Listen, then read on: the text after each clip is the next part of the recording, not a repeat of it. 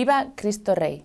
Con estas palabras en la boca fueron asesinados centenares de personas en México durante la primera mitad del siglo XX por defender la libertad religiosa y el derecho a practicar la fe. Un derecho que también hoy en día se ve pisoteado y amenazado en muchas partes del mundo. Tenemos hoy con nosotros en el estudio al Padre Fidel González Fernández, misionero conboyano que tiene por encargo de la Congregación de las Causas de los Santos los procesos de canonización de los mártires mexicanos. Padre, muchas gracias por estar aquí hoy con nosotros. Muchas gracias a ustedes. Padre Fidel, usted es misionero conboyano, lleva desde hace años ya causas de canonización, ha llevado otras también de los procesos de la persecución religiosa en España. En estos momentos, o los últimos años, por decirlo así, se encarga de los mártires de México que murieron entre el 1914 y el 1937, un periodo muy largo. Un periodo muy largo, exactamente. No solamente de los mártires mexicanos, que son los que mejor conozco, pero casos semejantes han sucedido en otros lugares de América Latina, por ejemplo, en Centroamérica, especialmente en Guatemala, que es una tierra también de mártires y poco conocida, Pero sobre todo el hecho de la persecución religiosa en México, anticatólica, fue de una crueldad indecible, obedeciendo a un proyecto muy claro de descatolización de México. Y este proyecto, fomentado fundamentalmente por una sección dominante de la masonería mexicana, que usó de todos los medios, sobre todo a partir de la llamada Constitución de Querétaro de 1917, y de las leyes aprobadas en el 1926 por el presidente Calles para la aplicación de los principios de esta Constitución y que llevó sin paliativos a la persecución religiosa. Ante esta tremenda persecución y antes de ella, el mundo católico mexicano, que era un mundo muy activo y muy vivo, abogó repetidamente, sobre todo por parte del mundo laical católico, el derecho fundamental a la libertad religiosa. No pedían privilegios, pedían el derecho a ejercer esa libertad religiosa como un derecho natural que toda persona tiene y por lo tanto también la práctica, diríamos, del culto religioso libremente proclamado y vivido. No pedían otra cosa. Pero estamos hablando de que ya empezó en 1914 los primeros casos. ¿Cuál sería el primer caso de persecución religiosa que se declaró en México? Bueno, los primeros casos, lógicamente, este tipo de masonería dominaba México desde mitad del siglo XIX, sobre todo después de las llamadas guerras de Reforma, o después de Juárez, y sobre todo obedeciendo a una logia masónica que procedía de los Estados Unidos, la llamada de Filadelfia, que dominó la escena política mexicana y llegó a radicalizarse cada vez más. Pero en los tiempos del llamado Porfiriato, antes de la Revolución de 1910, que hace caer el régimen, pues era tolerante, en cierto sentido. Después de la Revolución del año 10, empieza a tomar, diríamos, un cariz siempre más radical. Entonces, los primeros sacerdotes, no es que hubiese una persecución sistemática como será más adelante, sino que caían, sobre todo, víctimas de una violencia semi-revolucionaria causada por algunos masones en concreto que querían luchar contra el mundo católico. Luego, en el año 17, cuando se celebra en la ciudad de Querétaro una asamblea constituyente de la que saldrá la Constitución mexicana, fue una constitución totalmente jacobina. Quisieron imitar, incluso con mayor exageración, la Constitución francesa de los tiempos de la Revolución Francesa.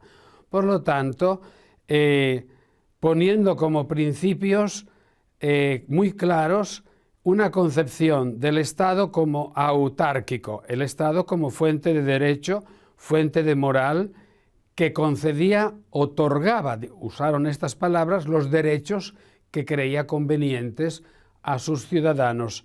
Desde el nacimiento hasta la muerte, todo estaba sujeto a las normas del Estado. O sea que es el Estado el dueño de todo. Es el Estado el dueño del todo. Esto es lo que significa la palabra autarquía o autárquico. Por lo tanto, la libertad religiosa, como se entiende en el derecho natural, no existía, sino que era el Estado el que permitía el ejercicio de un determinado culto, la modalidad de la celebración de ese culto, los lugares donde se podía celebrarse ese culto, los ministros que podían ejercitar ese culto, por parte de la confesión católica en este caso, los tiempos, en una palabra, era un control total que la Iglesia, el catolicismo en concreto, no podía aceptar. Pero el fin de toda esta legislación era un proceso que debía llevar a una descatolización de México como Estado, como sociedad, no como Estado, como sociedad católica, generalmente hablando, y sustituyéndola con una mentalidad totalmente laicista en el sentido negativo y fomentando para ello también, si hubiesen visto como necesario, el desgajar el catolicismo de la comunión eclesial católica, creando iglesias nacionales, por ejemplo, y fomentando la llegada de las sectas de carácter protestante fundamentalista de los Estados Unidos. Un político mexicano del siglo anterior acuñó una frase que todo mexicano medio instruido conoce: pobre de ti, México, tan lejos de Dios y tan cercano a los Estados Unidos.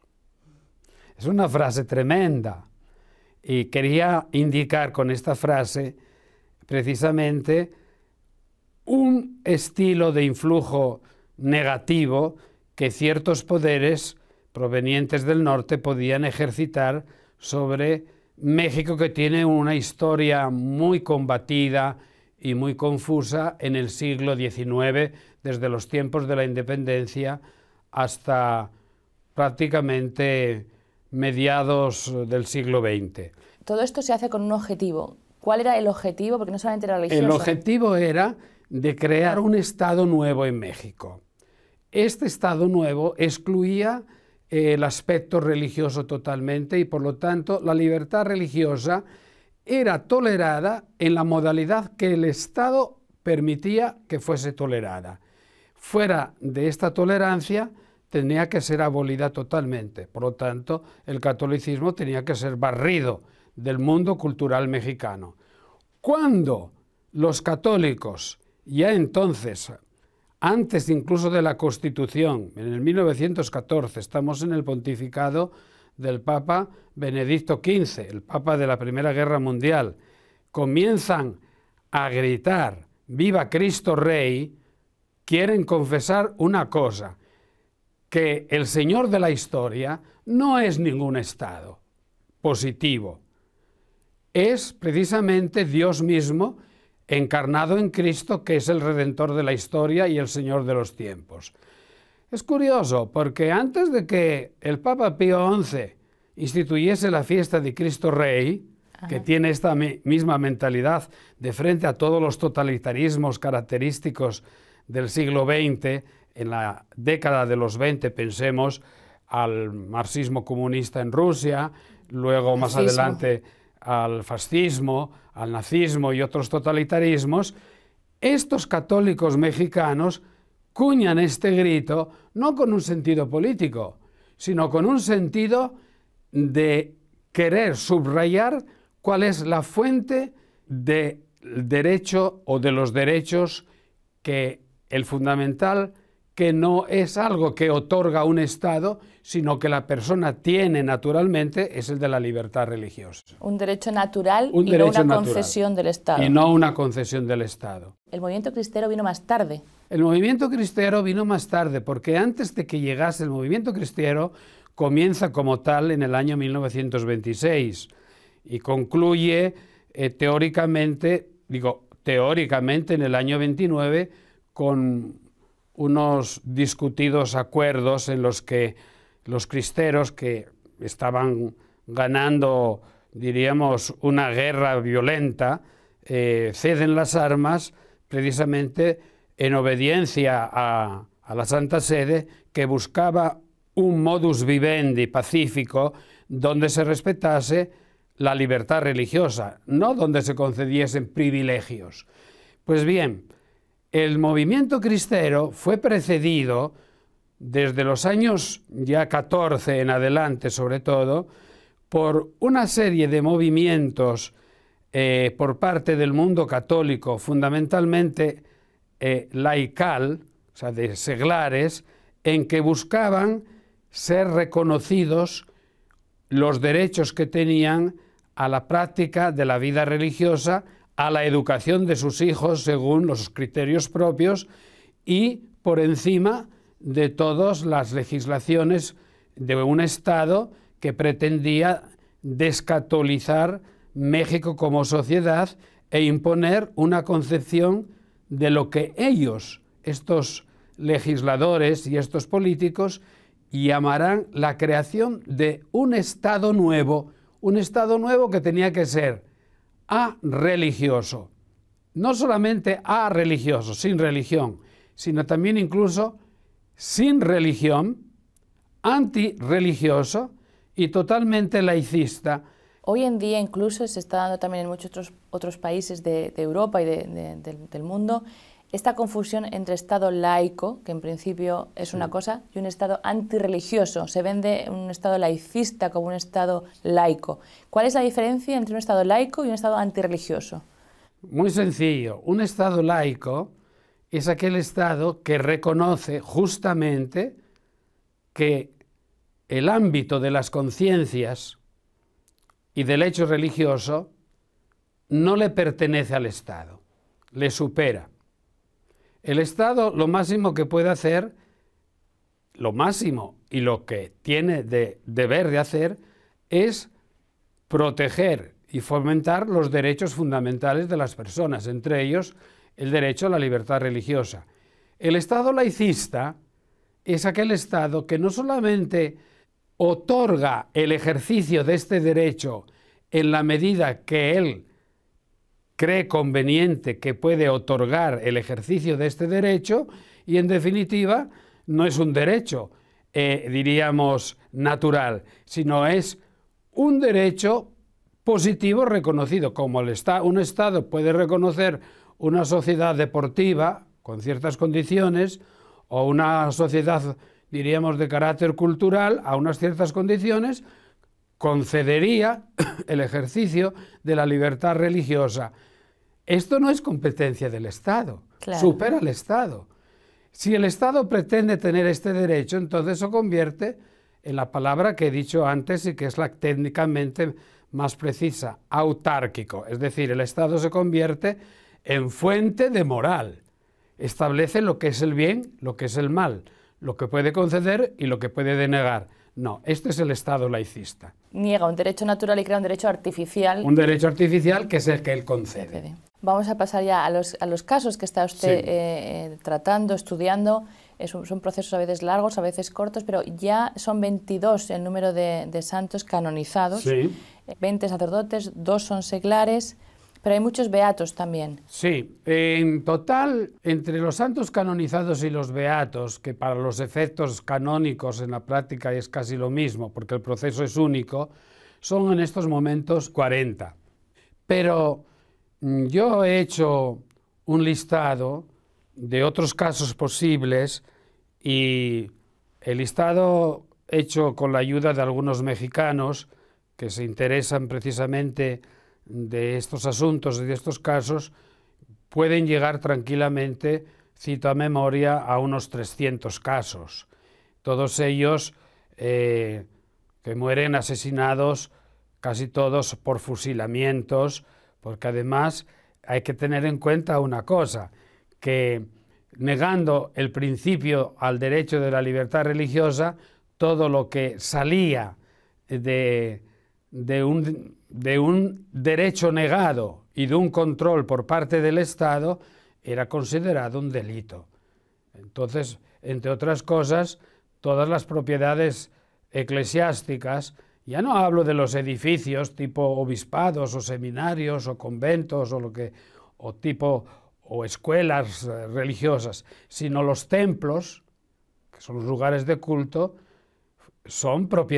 eran propiedad del Estado, y el Estado podía usar de ellos en la forma que creía conveniente. No sé yo, un templo lo podía convertir en un cuartel, en una cárcel, en un museo, en una escuela pública, en lo que él quisiera. Tenía que tener el permiso del Estado para ser ejercitada como un lugar de culto. También, no solamente los lugares, sino los tiempos, los espacios. O sea, era un control total del culto. La hora de la misa tenía que estar... Todo controlado por el Estado. Las procesiones prohibidas, el uso de las campanas prohibido, todos los gestos públicos religiosos prohibidos. Los sacramentos. Todo lo que fuese público prohibido. Y el sacerdote que ejercitaba el ministerio tenía que tener el permiso de cada gobierno estatal, México es una federación, para el ejercicio de su ministerio, el cual Estado particular, de los estados que componen la federación, establecía el número de sacerdotes, ministros de culto que podían ejercitar su ministerio cultural dentro del ámbito del propio Estado. Había estados en que establecían, por ejemplo, que para cada 100.000 habitantes permitían un solo sacerdote. A veces estados que para todo el Estado permitían un solo sacerdote. No solamente esto, pero la legislación sobre los mismos sacerdotes era tremenda, porque un sacerdote, por el hecho de serlo, en aquella época, perdía los derechos fundamentales humanos. Por ejemplo, el derecho a heredar, a vender, a adquirir, comprar, a ser un testigo en un proceso, a votar. Todos los derechos. Un sacerdote era un sujeto sin derecho. Era carne de cañón. Era carne de cañón, exacto. Y lo fue además. Y lo fue además. En estos momentos, por eso, la mayor parte de los obispos, en cierto momento, sobre todo a partir del año 26, se ven obligados a dejar México. La mayor parte de ellos se refugian en los Estados Unidos. Algunos se quedan dentro del territorio mexicano. Cuando son apresados, los expulsan de su patria, de México. Van a parar a los Estados Unidos. Algunos de ellos, por ejemplo, el arzobispo de Guadalajara, Jiménez, pues fue apresado 5 veces, 5 veces expulsado y 5 veces vuelve dentro del territorio mexicano, vive escondido en un sitio y en otro, y toda su vida fue, diríamos, una vida de fugitivo. Sin embargo, él es uno de los ejemplos más claros y más clásicos. Nos ha dejado también un diario donde escribe parte de sus aventuras de obispo escondido, donde ordena sacerdotes a varios que serán luego mártires y canonizados. Le tocó vivir este tipo de vida, pero no es el único, fueron otros muchos. Guízar y Valencia, hoy santo canonizado, por ejemplo, es otro caso, y otros muchos más. Como hemos dicho antes, el movimiento cristero nace de toda esta repulsa. Sí. Cuéntenos un poquito más cómo nace el movimiento cristero y exactamente a partir de qué pasa. Bien, en el año 1926, ante una situación imposible de negación de los derechos más elementales sobre la libertad religiosa, los católicos mexicanos, sobre todo por iniciativa seglar, llevan a cabo una serie de iniciativas que fueron, en cierto sentido, únicas en la historia de la Iglesia moderna, contemporánea. Primero de todo, que presentaron al Parlamento mexicano, recogieron más de 1 millón de firmas pidiendo la corrección de una legislación antirreligiosa y el derecho a la libertad fundamental religiosa en el ejercicio del culto. Estas firmas no fueron acogidas, fueron tiradas a la basura. O sea, el gobierno, entonces, el presidente de México era Elías Calles, no hizo caso a todo este movimiento de firmas. Luego hicieron algo más, diríamos más difícil incluso, que fue una huelga general, no comprando en los negocios públicos durante varios días, una huelga nacional que tuvo su éxito. Ni tampoco ante este gesto el gobierno cedió. Entonces, ante todo esto surgen las protestas. Protestas que nacen fundamentalmente en el centro norte de México, en el estado de Jalisco, en el estado de Zacatecas, en el estado de Michoacán, en el estado de Guanajuato. ¿Cómo responde el gobierno a esta protesta o a estas protestas hechas de manera legal y fomentadas fundamentalmente por un laicado católico que entonces era muy responsable y muy vivo en el México de aquellos años? Fue la represión. Hubo lugares, por ejemplo en el estado de Zacatecas, en Jalisco, donde a la protesta del pueblo, de la gente normal, de los campesinos que constituían la mayor parte de las poblaciones de estos lugares, pues responden con las armas. Mandan las tropas federales o tropas semifederales y cometen actos de represión muy duros, donde cae mucha gente ante el fuego de ametralladoras o de fusiles, y esto va a causar, diríamos, una réplica de protesta más dura, que va a ser el comienzo del movimiento cristero.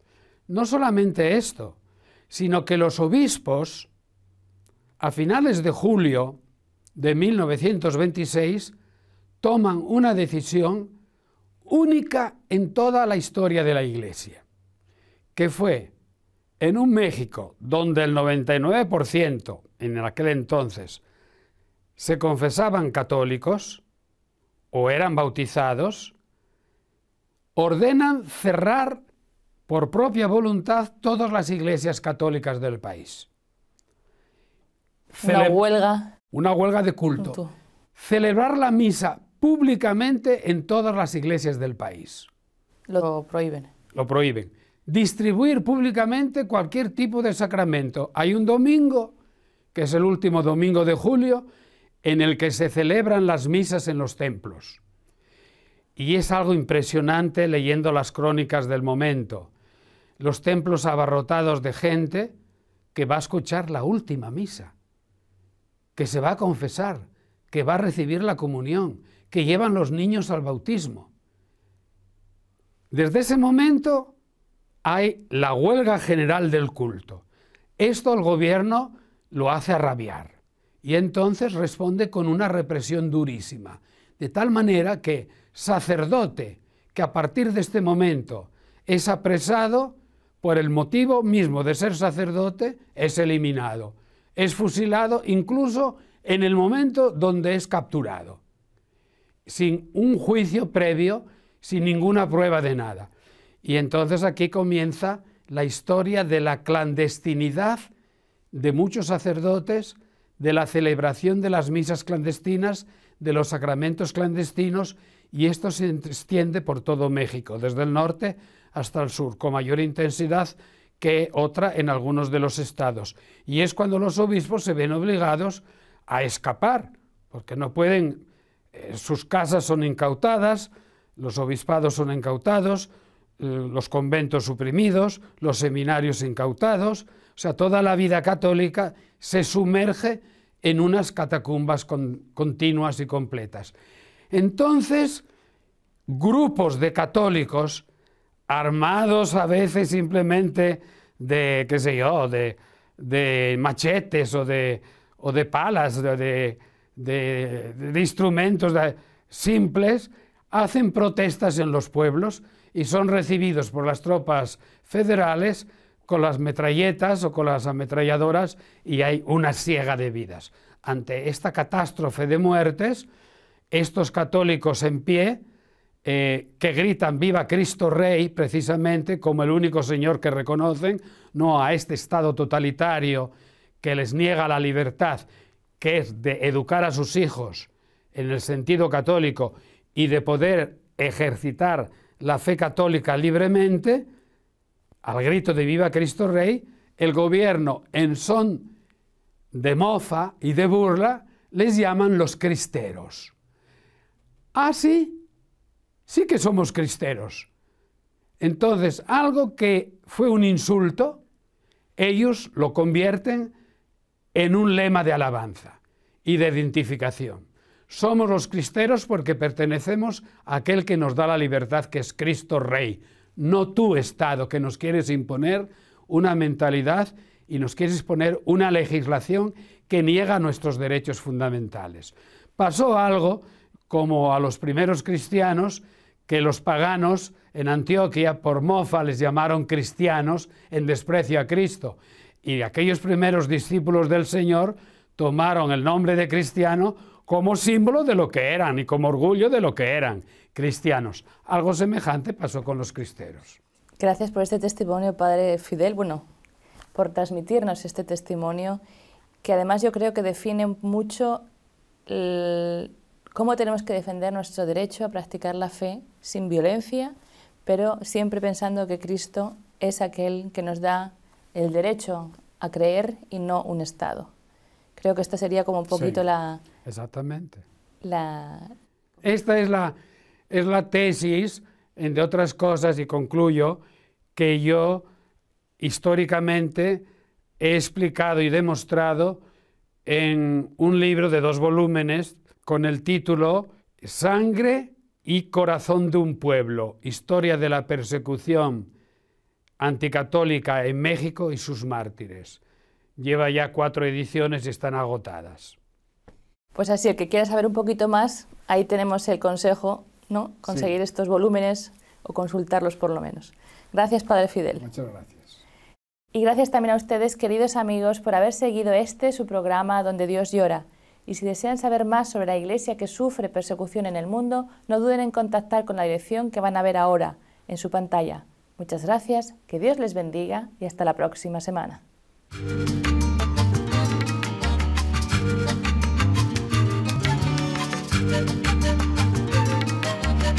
Thank you.